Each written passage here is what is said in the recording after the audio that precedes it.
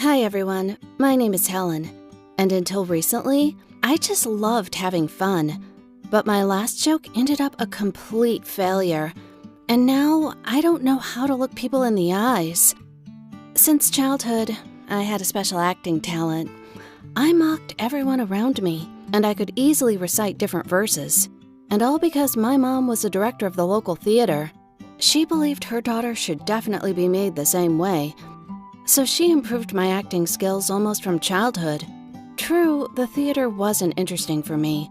I loved performances more.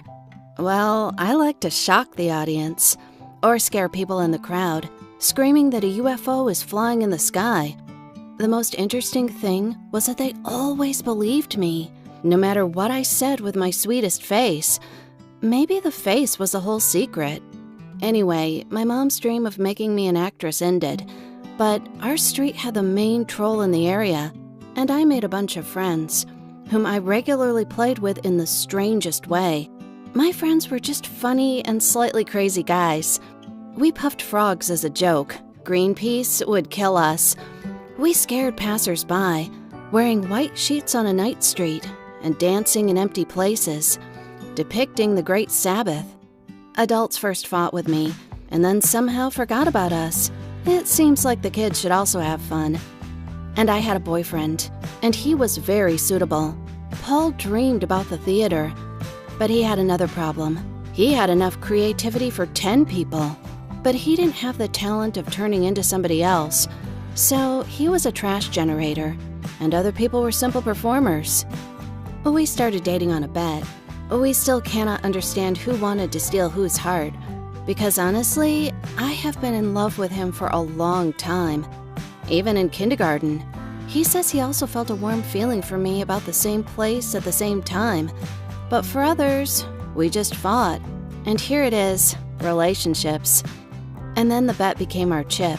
We often teased each other like that, and made each other do strange things, sometimes even dangerous ones. I already said that Paul's creativity was great, and I didn't complain about the fantasy myself. So it was fun for everyone.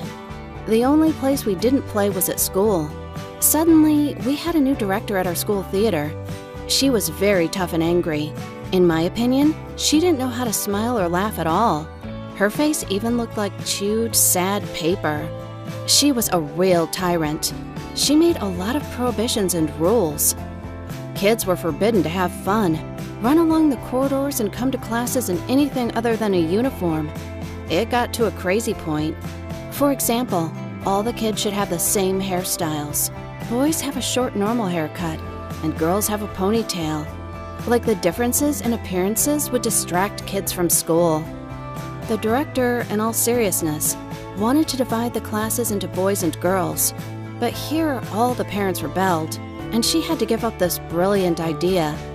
Instead, this wonderful woman introduced some strict rules, by which the boys and girls had to keep their distance from each other. In one class, when we sat at the nearest desks. Violators were quickly punished. Neither complaints about the short distance, nor tears, nor stories that kids need to communicate with the opposite sex helped. Absolutely nothing. Those ones wishing to communicate were given a one-way ticket to exit the school. I don't know how this should have affected our grades, but such prohibitions improved spy skills very quickly. Anyway, kids can adapt to anything. So we just learned how to hide well. Well, whoever didn't hide is to blame. But the worst weren't even bans, but new lessons.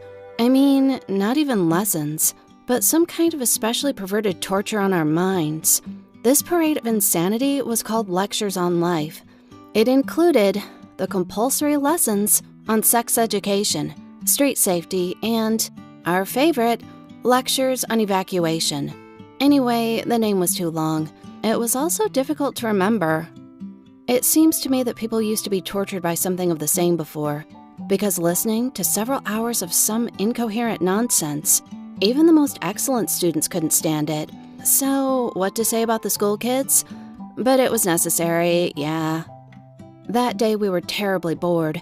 Instead of the usual activities, they simply locked us all up in the classrooms and started to tell us some kind of boring things. That is, the time has come for those same lectures on evacuation. I tell you what, all this magnificence was conceived by something like safety measures in emergency situations. Only the usual educational alarm made everyone stand in line and go to the bunker in the schoolyard, and there was nothing but boring, annoying nonsense in the lectures. Why read the materials to the kids? No one could get it, but if it was necessary. So this time, nothing interesting happened, even though I would have been happy for some kind of sudden control moment or something like that, and not the teacher's monotonous mumbling at the blackboard. And judging by the sleeping faces of my classmates, they all thought about the same thing. It was then that Paul remembered that I owed him one wish. Actually, we agreed not to interfere with the wishes for study or some important matters, but this nightmare was a little like a standard school lesson, so I didn't even get indignant. At least some kind of entertainment, right in the classroom, in front of everyone. True, when I heard the conditions of what I was supposed to do, my opinion of that had changed. This amazing person suggested that I play a sleepwalker and undress right in the middle of the class. That is, completely undress, down to my underwear, or stay without it if you have enough time until you are stopped. WTF? I imagined how my parents would be called to school, how they would solemnly reprimand me with the entire teaching staff, and then they would expel me in shame because there was no place for debauchery in our school. Here, the story of how the director caught a couple kissing under the stairs and they... Yes, right, they were expelled so the rest would be afraid. But Paul simply said, "Oh, you can't?" And for some reason, I was seduced. Yes, I know. Nevertheless, even before I thought about what I was doing, I began to slowly rise above my desk. I closed my eyes, stretched out my arms, and with a wooden gait, swaying slightly, started walking between the rows. The most interesting thing was that the people immediately whispered, but the teacher, it seems, hadn't noticed anything yet. He was so interested in his stupid book. And in the meantime, I had to use all my acting skills to truly play the sleepwalker. Because if you could still fall asleep and do stupid things, then do stupid things for the sake of stupidity, well, I already explained to you that this was punishable for us. I walked and hoped that the road would never end. But now, it was the end. I was near the desks, and I stood with my eyes closed right in front of the teacher. And I could only guess what exactly he was doing. Maybe it was triggering a panic button for guards, orderlies, and a director together. But I continued, and slowly started to undress for a little more snoring. I unbuttoned my blouse, then I pulled off my boots, pantyhose, skirt, and stayed in my underwear. And at the same time, I continued to pretend I was sleeping. The people behind me whistled and hooted. The teacher literally breathed hatred at the back of my head. Well, I hope it was hatred, and not an article in the criminal code for a wrong action to a naked student. I would like to add, the bullets whistled over my head, and this was no longer from the student context. As Paul said later, many classmates shot on their phones what was happening and made bets. As it turned out, there were many losers, but the teacher suddenly remembered he was a teacher and started to shake me. I pretended to wake up and yelled. I screamed very naturally, as if I had just woken up, but in fact, it was because the teacher clung to me painfully. Even the bruises remained, and frankly, started to hide behind me, sort of like I was a very shy girl.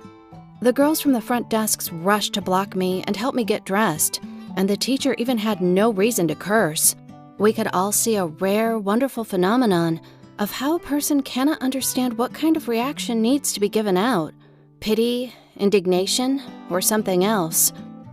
But then he finally decided, and he yelled at everyone, just so that he could throw out everything he had somewhere. What is important, at the same time, he carefully didn't look at me, and at the end of his expressive speech, he sent everyone to the medical center. Soon, this story went public. Remarkably, those who shot my exposure on the phone either deleted their videos or saved them for home viewing, because no one except my classmates ever saw my best performance.